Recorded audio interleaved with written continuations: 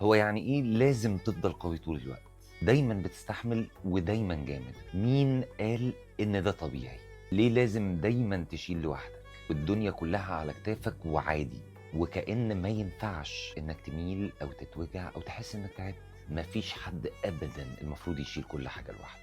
البني آدم القوي اللي شايل كل حاجة لوحده وساكت، ده في الآخر إنسان عنده قلب وعنده طاقة، بيحس وبيتعب، لازم يهدى. لازم يرتاح، لازم يطلب مساعدة، لازم يعرف إنه عادي لو تعب، ولازم اللي حواليه يفهموا إنه مش مكنة ما ينفعش يتعب، لأ عادي بينفع يفصل وينفع يرتاح وده حقه.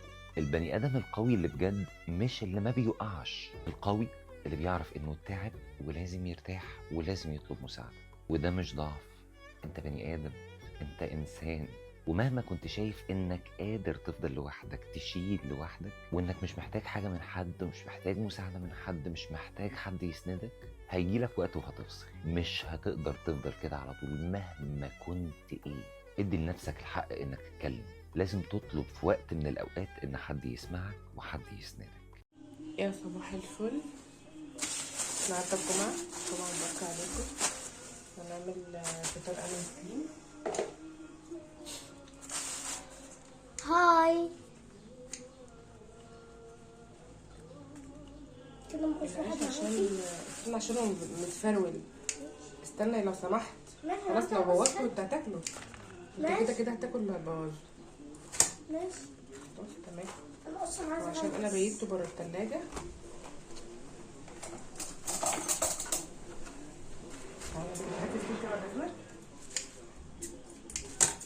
انا لسه جايباه امبارح، يا دوب بس بات يوم بره التلاجة.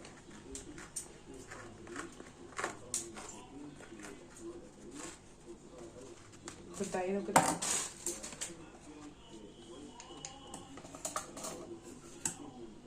مش عارفه افتح. لا استنى انا قوي. بس عشان حتى مانيكير خايفه يبوظ، لسه حاطه دلوقتي.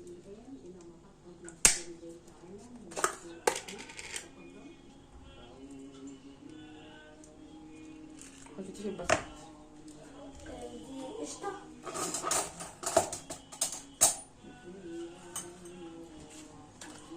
افتح لي كده الشيبسي.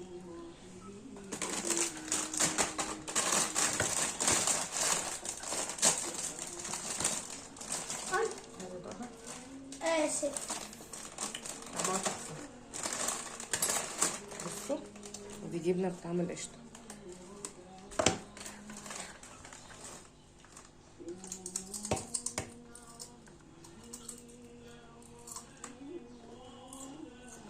انت اللانشون ممكن هعمله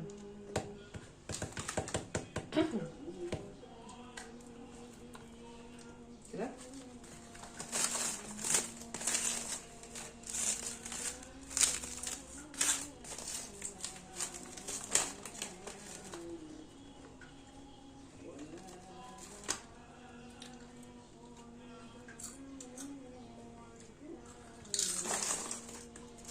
انا حاسه ان انا قاعده جنب فار او ارنب.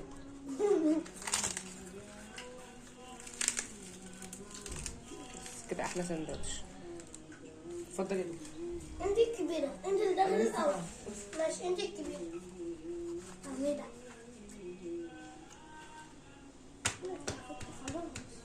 نسيبه عشان ما يتفتحش. شوف كده الجبنه طعمها تحفه، احلى من المثلثات. كان عايز جبنه مثلثات ماما انت قاعده جنب فار. جنب فار. كان عايز جبنه مثلثات فهما الاتنين بنفس السعر، فقلت له ايه تعالى نجرب دي. الصراحه طلعت حلو، اختيار حلو. عشان تثق في اختياراتي بعد كده.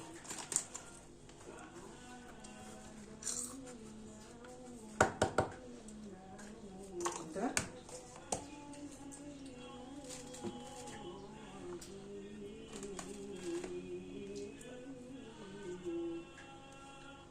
بحب العيش ده قوي في الجبنه والعيش.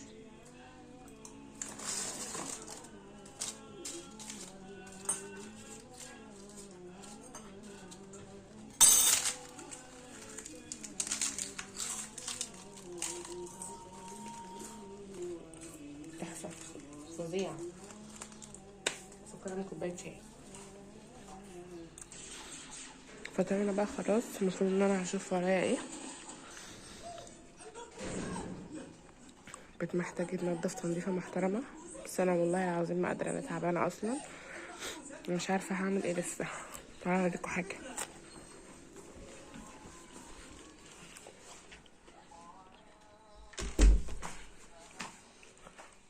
بصوا، عايزه اوريكم حاجه. دي انا اصلا شغاله اونلاين، عندي جروب ببيع فيه ادوات منزليه ورفايع وكده. دي بوتي اللي هي بتتحط على التويلت. في واحده تانية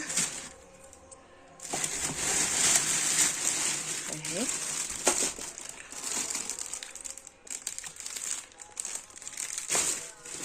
وده اللي هو زي الاوفر هيد.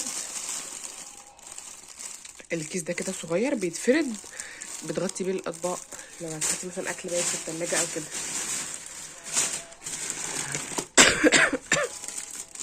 ودي ازازه لتر، وده مفرش. هو يعني ما يعتبرش مفرش سفرة، ده مفرش جلد ووتر بروف.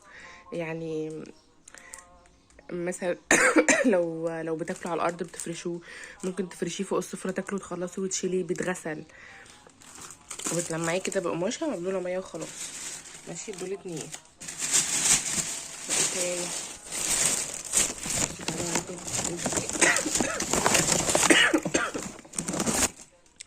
بصوا الكوبايات دي زي اللي عندنا، كنت جايبها ماما، كانت طالباها مني وكده. دي كوبايات شاي، وفي منها كوبايات قهوة صغيرة.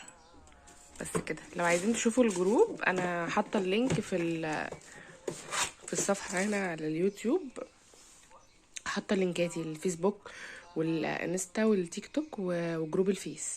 هو الجروب ده جروب فيس، بس انا قلت اوريكم.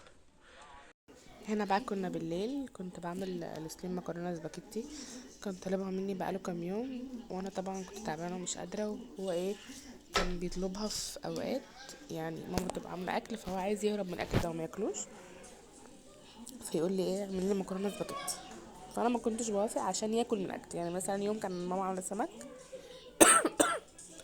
إيه انا عايز مكرونه سباكيتي عشان ما ياكلش سمك. اليوم اللي بعده كانت عامله صينيه تورلي، كوسه بطاطس بجزر، برضو ما كانش عايز ياكل منها. فالمهم بقى جيت النهارده قلت له لا انا هعملها لك بالليل. عملت له بقى، طلعت الصلصه من الفريزر، يعني ماما مسبكاها بس كانت متلجه، حطيت شويه زيت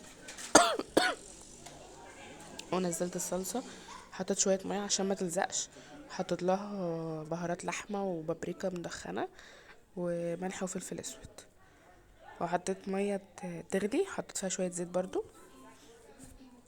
هنزل بقى المكرونه واحط لها ملح، والصلصه خلاص كانت هنا فكت.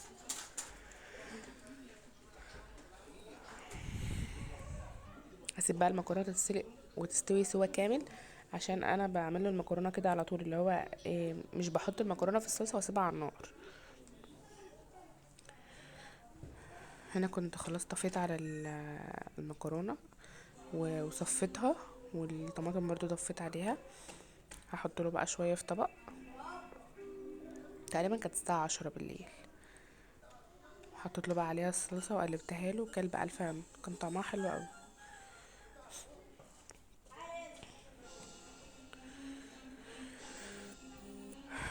لو كل كل يوم مكرونه سباكيتي مش هيشبع، عايز ياكلها يوميا، سواء مكرونه سباكيتي او بطاطس محمره.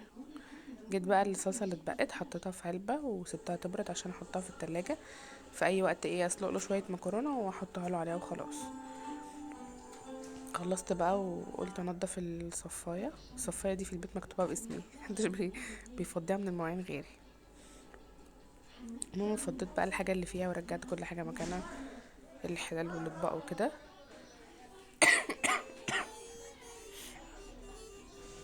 وبعدين في الجو ده بقى اللي مش عايز لا يبقى صيف ولا يبقى برد، انا عن نفسي ما صيفتش، زي ما انا، بس الجو شويه برد وشويه حر، شويه برد شويه حر.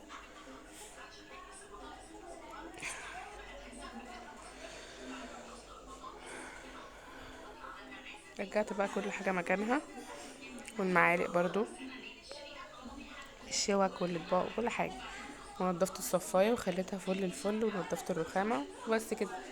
وهعمل لي بقى حاجه سخنه اشربها واقعد شويه، لان لسه صدري مقفول.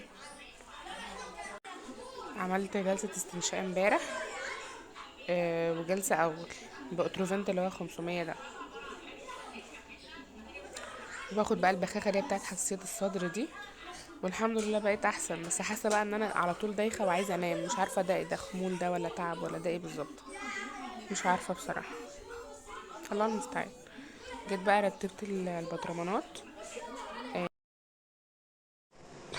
هعمل بقى بابونج. بصوا، استنى اوريك. انا الصراحه اول مره لسه هجربه.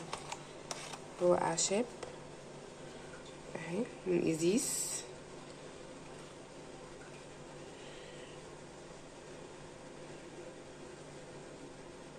بيقولك بمجرد ان تراها تشعر بالسلام النفسي. فانا هعملها عشان اشعر بالسلام النفسي. هجربه واقول لكم رايي فيه. هو تقريبا زي زهرة الياسمين او الفانيليا، حاجه زي كده. انا مجربتوش قبل كده بصراحه، انا لسه هجربه. حطيت بقى باكت، ما بشربش سكر في الاعشاب. بص انا صبيته وغطيته عشان مكتوب عليه هنا لأقصى استفادة غطي الكوب لمدة 5 دقائق. ومعمول مكتوب هنا نصيحة: ابعد عن السكر وفي البديل الطبيعي فكر. مش عارفة بقى، هو كل واحدة فيها نصيحة مختلفة. زمان كنت بجيب شاي اخضر اللي هو ليبتون الاخضر العادي، كان كل باكت فيه نصيحة. ده ازيز، طعمه عامل زي الشمر. الشمر والاعشاب الحاجات دي طعمه زيها، طعمه حلو يعني مش وحش. والمفروض ان هو بيقوي المناعة، طب المفروض يعني.